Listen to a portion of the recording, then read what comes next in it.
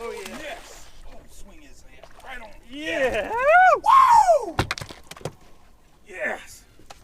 There she is. Missed it. Yeah. You see that fish? She missed it the first time. It come right back and got it. Boom.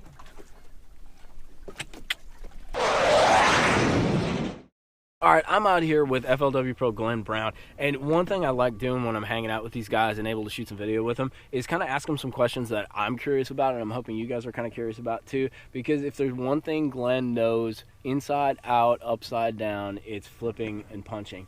So Glenn, I'm going to run through a few quick questions. They're not like huge expansive answers, but I just want like almost like situational answers. So let's start with, say I'm pitching wood, we're going into spring, kind of for pre-spawn, lay downs, you know, maybe 1 to 3 feet of water. What's your weight size? What's your bait that you go to? And fluorocarbon or braid?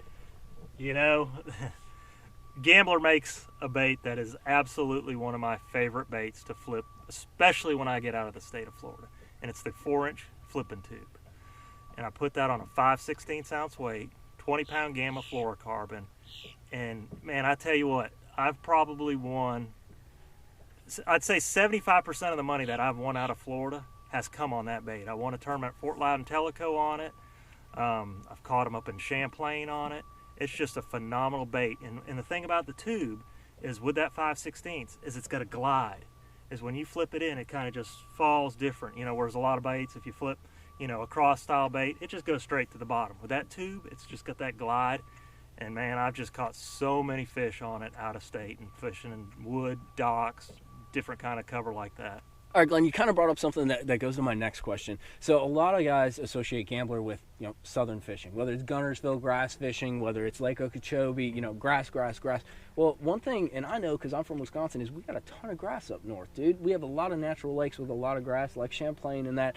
If you're flipping up in those areas, I know you're you know, like focusing on, say, coontail, like different kinds of grass, but what's a good general setup for doing heavy cover grass fishing if you're up north? You know, I go with a lot of the same stuff I have in Florida. You know, I may bounce with a rod that might have fluorocarbon, but I still use tons of braid. It's 50, 65-pound braid, and then I'll have one set up with 20 or 25 fluorocarbon. But same stuff. You know, you may have to, you know, because coontail's a little bit easier to flip a lot of times, or milfoil, so you can lighten up. You know, try to get as light a weight as you can. You know, if you can get away with an ounce, that's what I want to flip. You can also go to big jigs and that kind of cover because it's a little bit easier to get down. And you know, but it's really, once you've learned how to fish Florida type cover, those same patterns and principles and techniques apply to those other lakes, Champlain, places in Wisconsin, wherever you run across heavy matted grass or reeds. I mean, there's tons of it out there. And it surprises you when you say New York, but I won a term a few years ago flipping a big heavy jig in matted cover in New York. So once again, you're actually hitting on all the questions before I kind of give them to you, because when you're talking flipping, Glenn knows his stuff. And this is like the age-old question, and it's something I struggle with on Okeechobee. You know, I think anybody struggles with. But you talked about the jig, and you talked about just punching mats. When do you go to the jig? When do you go to the straight naked plastic? Like, do you got like a clicker? Do you have kind of like a signal that you get, or how's it work? When I show up to a place in practice, I've got rods rigged up with everything. I've got the jig, I've got the punching shot, I've got just a regular straight piece of plastic on a big piece of tungsten. And I bounce back and forth. You know, on Okeechobee, you know, if you're hitting reeds, maybe with a little bit of stuff around it, some blown up stuff, you can get away with that jig. You know, it doesn't fight you too much. But when you get into the really thick stuff, you got to go to either the punch shot weight or just the straight tungsten. So you just kind of got to play it by ear. You know, I love to flip a jig. I've caught tons of fish on the edge of cover too. You know, so sometimes, you know, if you're fishing big pennywort mats, you're not punch in it. You just kind of flip to the edge of it. I've caught lots of fish that are just kind of right on the edge that a lot of people miss.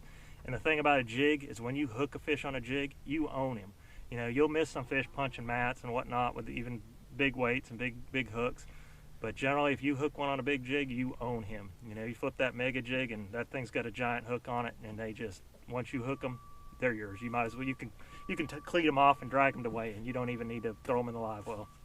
And one more personal question, and this is something that I'm kind of curious about, because I love to flip like you. Like, if I could probably pick one thing that I would do every single day I'd punch mats, dude, day in and day out, or flip wood, whatever. Just heavy cover, pitch to it. I've fallen in love with fishing deep lately, and you kind of know a little bit about that. But one thing I've always wondered about you is, what's your second go-to? Like, what's the thing, like, confidence-wise and all that, that you'll turn to if that mat or that heavy cover bite isn't there? You know, a square bill and a chatterbait have been kind of my baits of past that I've kind of gone to. You know, I struggle out deep, and most of the time there's some kind of a shallow bite. You know, everybody's got all these great Lowrance electronics now, and everybody can find the same thing. So everybody's beating up the same spots.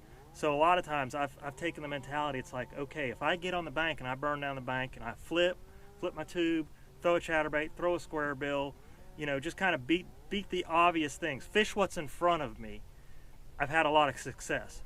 No, I'm not going to win a lot of those tournaments, or you're not even going to have a shot.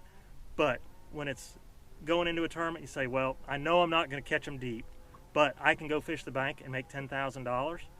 Hey, I'm going to go try and make $10,000. That's how I make my living. So sometimes you need to know when to kind of, you know, make that call. Say, I can't win this way, but I can make $10,000 this way. So that's what I go and do. All right, that's not quite 20 questions with Glenn Browne, but that is definitely some insight that I kind of find interesting. Glenn, where can they find you on Instagram and all that? You can find me on Instagram at Brown Fishing, Facebook, Glenn Browne, and you can follow me there through all this fun fishing stuff we do. And as usual, guys, make sure to subscribe to the Gambler YouTube channel. And if you like, hit me up, Mikeybalzz Fishing. But that is 20 questions with Glenn Browne. Not quite 20, though.